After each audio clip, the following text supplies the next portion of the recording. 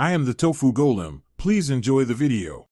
In this video, I will explain how to put Wi-Fi on your laptop. First, find the Wi-Fi icon, usually in the bottom right corner of your screen. Click it to see a list of available networks.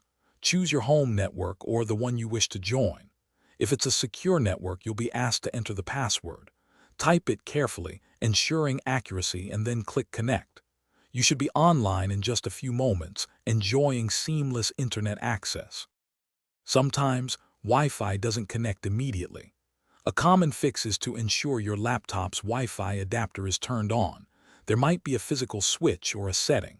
If that doesn't work, try restarting your router and modem by unplugging them for about 30 seconds and then plugging them back in. Also, check for large objects or walls between your laptop and the router, as they can block signals. Keeping your network drivers updated can also resolve many issues. Securing your Wi-Fi is crucial for protecting your personal data. Always use a strong, unique password for your network, ideally one that is at least 12 characters long and includes a mix of letters, numbers, and symbols. If your router supports it, enable WPA3 encryption for the highest level of security.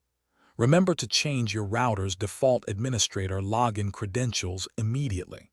For an extra layer of privacy, consider using a virtual private network, or VPN, for all your online activities.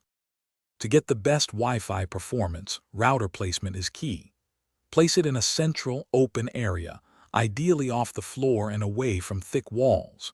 If your laptop and router support it, connect to the 5 GHz band for faster speeds and less interference, as opposed to the 2.4 GHz band. Keep your router away from other electronics like microwaves or cordless phones, which can cause signal disruption. Finally, adjusting your router's Wi-Fi channel can help avoid congestion, especially in densely populated areas. Thanks for watching. Consider subscribing if we helped you today.